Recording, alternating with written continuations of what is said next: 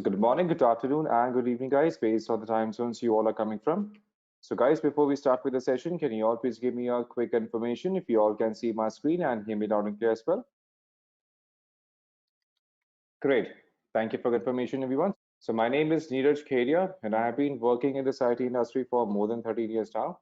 So before we get started, let me quickly introduce you all to Edureka Masterclass community as well. So this community of masterclasses was started back in 2019, and since then we have been closing into more than 32,000 members so far. And in these masterclasses, we have been conducting multiple webinars and live events on different topics, including blockchain, IoT, artificial intelligence, machine learning, big data, and multiple front-end and back-end development technologies. Here, we are going to start our discussion on SVM, as in support vector machine. How exactly this is structured and how exactly this is going to be helpful for us. So first of all, we are going to talk about what exactly is machine learning to have a quick clarity on that. And then we are going to talk about what exactly is support vector machine. And then we'll talk about how exactly it works. And then we'll talk about the SVM kernels. And then we are going to talk about the components of that process of implementation of SVM as a part of a discussion. And if time allows, then we can also see a small hands-on top of it as well. All right. So first of all, if we talk about machine learning itself, so what exactly is machine learning? So machine learning is simply making sure that we are going to automate the entire system by using a good amount of data set, right? So we can say machine learning is simply the process of feeding a machine enough data to train and predict a possible outcome using the algorithms which we have the access to. So basically, if we use more data set, then we can increase the accuracy of the results. And let's say you may have used multiple predictions made in support before any major match, right? So in this case, let's take an example for a football penalty session. So the data of previous performances are going to be considered. So let's say the goalkeeper has saved all the penalties to his right in the last 50 penalties he has saved. Now this data will be crucial to predicting if he or will save or he will not save the next penalty faces. So there are other factors to consider as well. And another example can be the suggestion that we get while surfing the internet. So the data of our previous choices are processed to give us the most favorable content we are most likely to watch. Anyhow, machine learning is just feeding the machine an ample amount of data. There goes a lot of processes, algorithms, and decisive factors to get the optimum results. All right, so here basically we have three main types of machine learning as well, where we have supervised, unsupervised, and then we have reinforcement learning. So supervised in simple terms is train me. It works on a simple training. We have to train the model, then only it can work. And then unsupervised learning is I'm self-sufficient in learning based on their own learning. We are simply going to allow them to have, again, to allow them to have the access as well. So that is what we are going to define for both. So based on their own understanding, they are going to work accordingly. That's how it's going to work. And then we are going to work on reinforcement learning. So reinforcement learning is simply learning on its own based on the feedback. We simply let the system know if they have done a good job or not. And based on that only, they simply try to get the best possible output. That's how it works. All right. So in supervised learning, we use multiple labeled data set to train the system. And under unsupervised learning, we use unlabeled data set. So the data is sometimes unlabeled, or we can say uncategorized, and the machine makes the best possible reference and predictions without any supervision. And then we have reinforcement learning. So reinforcement learning simply ensures, okay, we are simply going to train the system based on the feedback. So the machine needs to establish a systematic pattern of approach in reinforcement learning here. So that's how we discuss. Again, here we have supervised. Again, unsupervised, we have multiple models. Like we have regression, decision tree, we have reinforcement models. We have different models currently available. Whereas in under unsupervised, we have multiple models. Like we have clustering, we have association analysis, we have hidden Markov model, So again, the KNN trees, logistic regression, naive Bayes, and SVM, they all are types of classification. Where if we talk about the a priori, FV growth, K-means, PCA, SVD, they all are part of unsupervised. And again, reinforcement is simply based on its own structure that we are going to discuss as we proceed further step by step. All right, so now next is we are going to discuss on what exactly we mean by support vector machine. So a support vector machine was first introduced in the 1960s and later improvised in 1990s as well. And it is basically a supervised learning machine classification algorithm that has become extremely popular nowadays because of its, you can say, efficient results, and especially for the complicated scenarios it can deliver it for us as a part of support vector machine. As you can see, again, simply it is like a discriminative classifier that is formally designed by a separative hyperplane itself. And SVM is implemented in a slightly different way than the other machine learning algorithms. So it is capable of performing classification, regression, and outlier detection as well. And support vector machine is basically, again, simply designed by as a separative hyperplane itself, as we discussed. So basically here we can have multiple data pointers that can be mapped so that the points of different categories are going to be separated by a gap. And in addition, so basically SVM can also perform non-linear classification. So we'll be talking more about the how exactly support vector machine works as we proceed further, but there are multiple advantages of using SVM as well. For example, it is effective in high dimensional spaces. It is effective in cases where the number of dimensions is greater than the number of samples. And it is, again, it simply uses a subset of trading points in decision function that makes it memory efficient.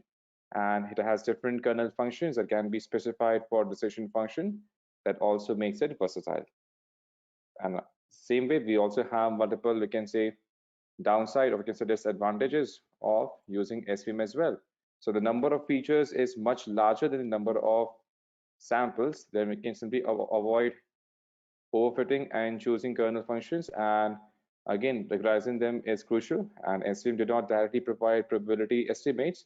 And these are calculated using the five-fold cross validation. And how does SVM work? So the main objective of a support vector machine is to segregate their given data in the best possible way. And when the segregation is done, the distance between nearest point is known as the margin. And the approach is set to a basically hyperplane with the maximum possible margin in the support vector, as we can see here, that has been right now presented. All right. And basically here to select the maximum hyperplane. So now in the given sets, the support vector machine follows again multiple sets. For example, is simply going to generate the hyperplane which segregates the classes in the best possible way. And then we are going to select the right hyperplane with the maximum segregation from either nearest data pointers. So basically there are different ways of or even dealing with inseparable or we can say non-linear planes as well. So for example, in some cases, hyperplanes cannot be very efficient.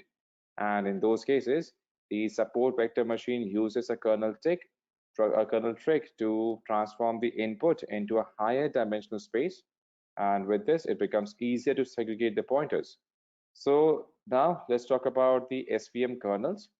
So basically, SVM kernel adds more dimension to a low dimensional space to make it easier to segregate the data. It converts the inseparable problem to separable problems by adding more dimensions using the kernel trick. And a support vector machine is implemented in practice by a kernel. And the kernel trick helps to make more accurate classifier.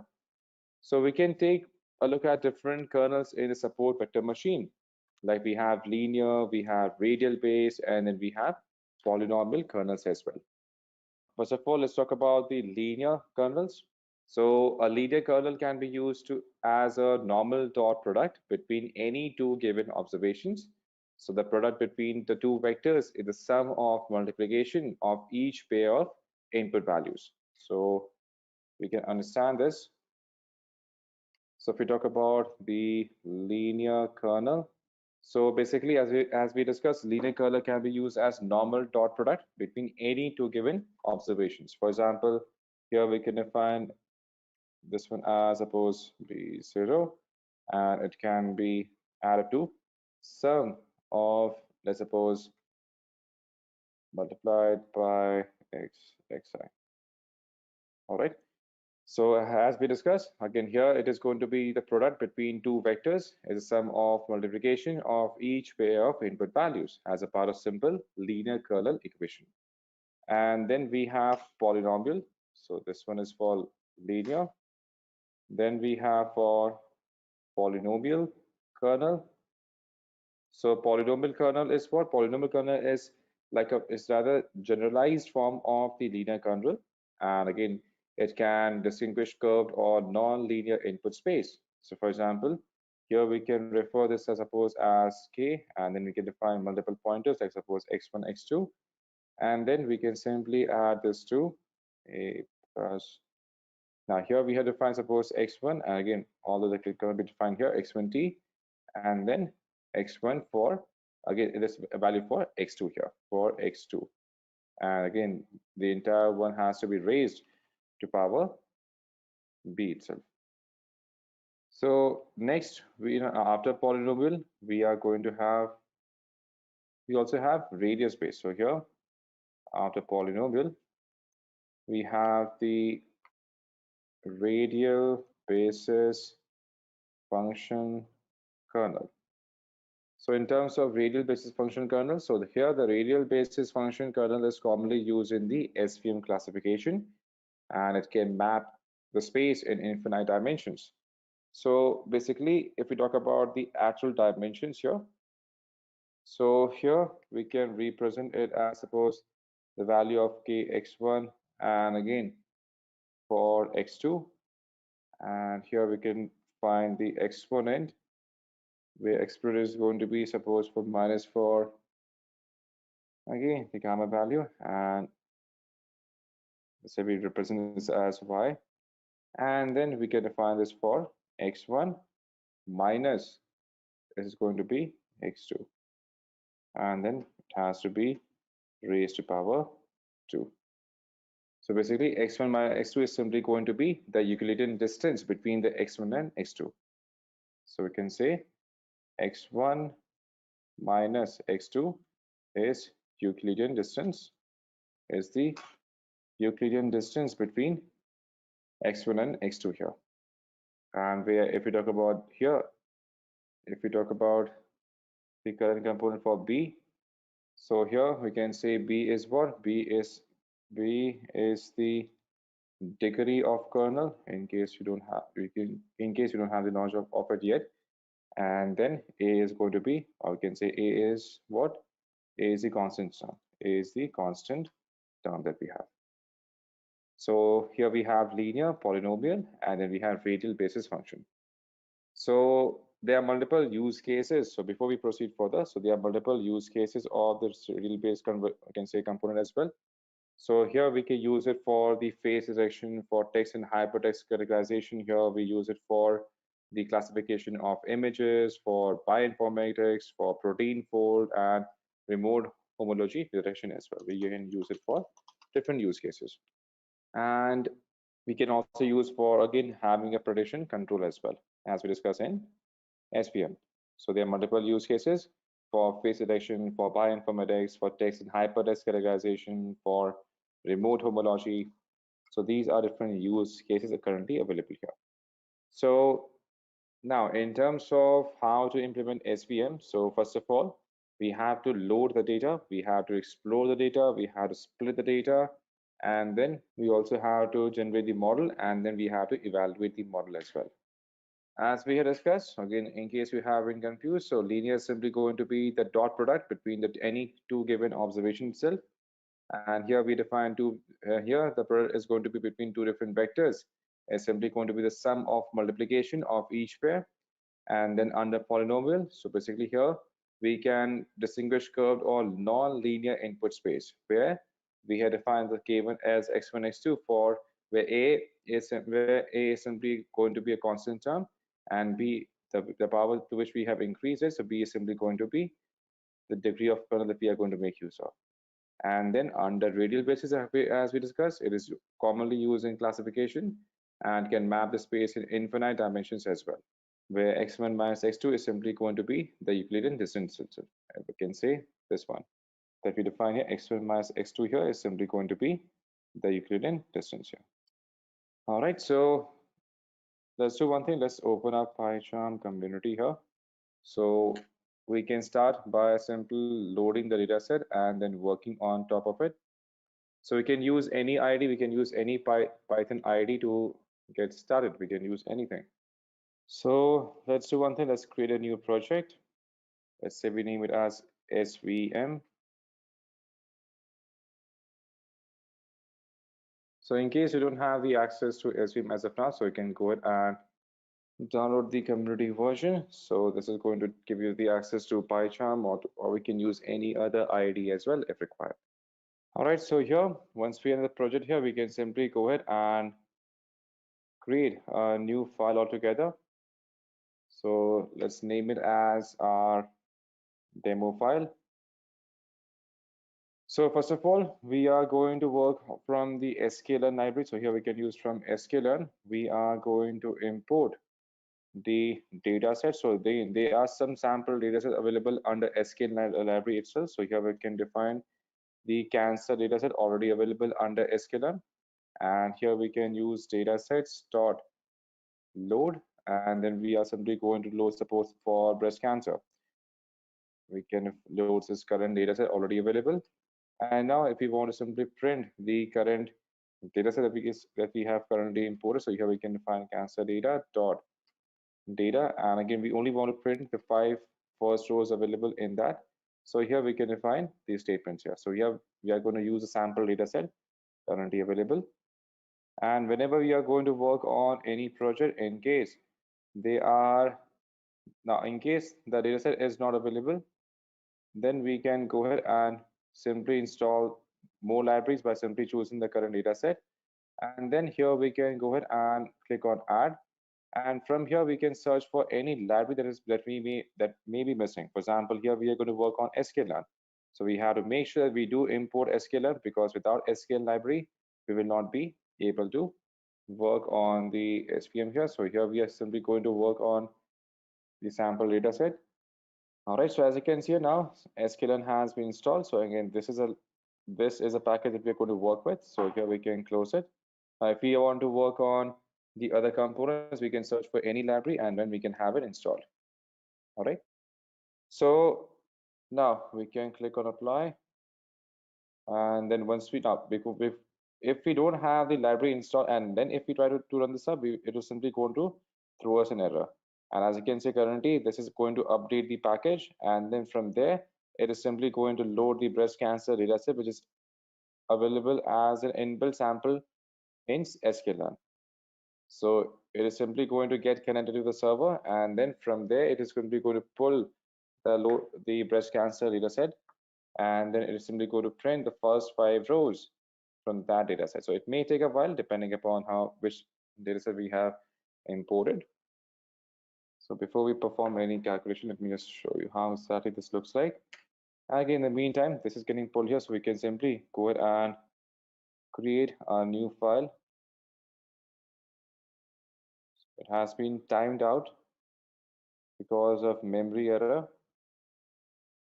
Okay, we misspelled data. It has to be data itself. Then only it is simply going to fetch the data from there. So as you can see here, now we have the first 5 rows in terms of this breast cancer data, which has been pulled automatically from sklearn, as you can see here, right? So now here we have defined the data set, right? So now if we are going to simply split the data, right? So we are simply going to divide the data into training set and the test set to get accurate results. And after this, we will split the data using the train test split function. So here we are going to need 3 parameters, like in the example that we are going to see. So from here, we are going to load the current data set. So for example, now just to avoid confusion for you all, so we can create a new file. Let's say we define some as suppose demo2. So here we can define from sklearn. So first of all, we define from sklearn library, from sklearn dot model, and here we can define model selection. So here we are going to import train test split. As we discussed, we are going to split it, and then we can define from cancer data that we are going to import. So here we are going to find data set dot load rest cancer, which is already available. And then we are simply going to define the models in terms of, suppose here we define X train, and then we can define X split, we can define for X test, and then we can define same thing for Y train, for Y test. X train, X test, Y train, Y test. So here we are going to define this from the same train test split that we are going to import, and then here we are going to divide them under from the cancer data and the data which has been imported here, and then we are going to define this for cancer data target. So say here we can define this for cancer data dot target, and then we can define the test size. Here we can define the test size. Suppose we want to keep the test size, suppose as 4, this test size as 4, and then we can define random state. We can define random state as suppose 109, anything that we want to have. So here we are simply going to split the data set with the given in the X train, X test, and the Y train and Y test here. So here the entire data set is simply going to be split.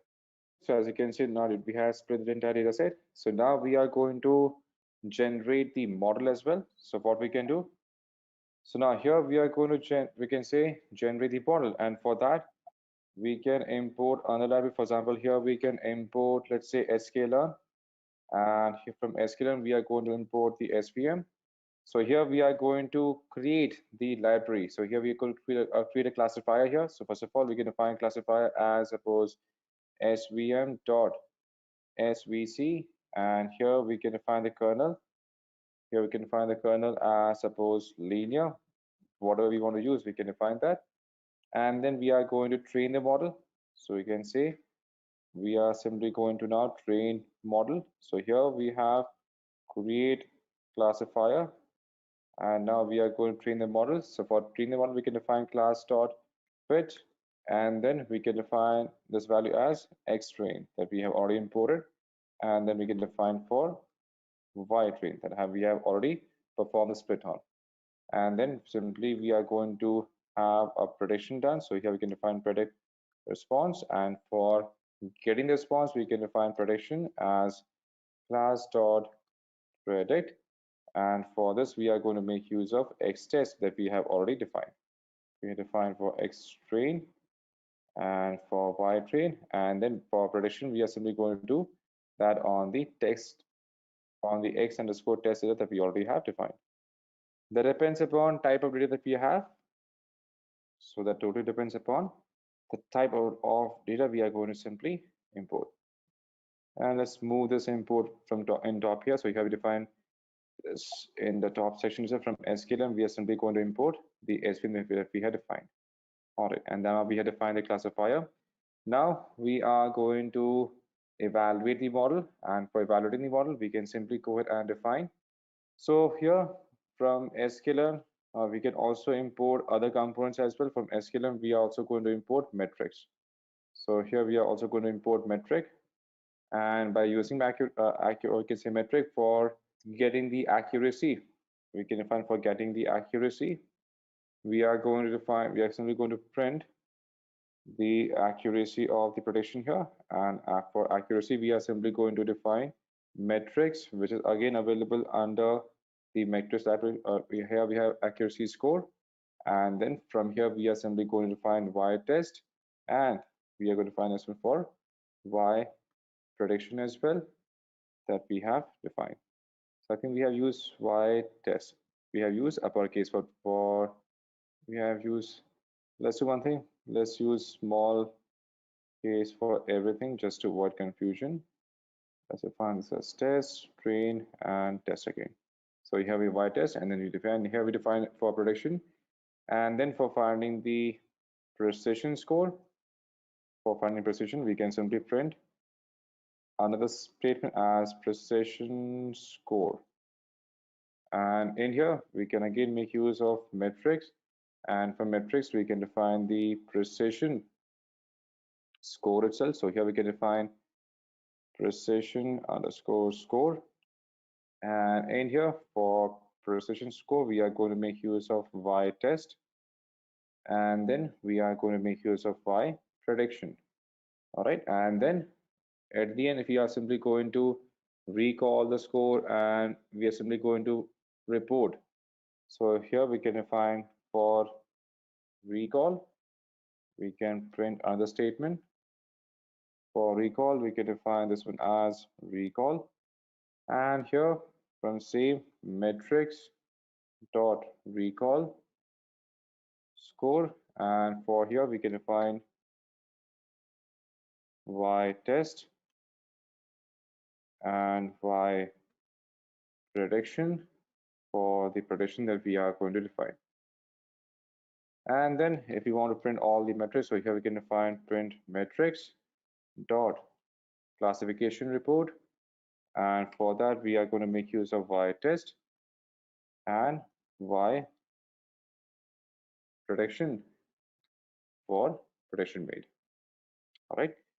So here we had defined these, and now once we have configured everything, so here we can simply run this up, and we would be able to see the entire output once it has been defined. So now we can see here we have the accuracy, here we have the precision score, the recall score that we had defined, and then we define the accuracy based on whatever data we are going to work on. Depending upon that, we are simply defining the current data set here. Thank you so much for joining, guys, and have a great day ahead. Take care. Bye bye.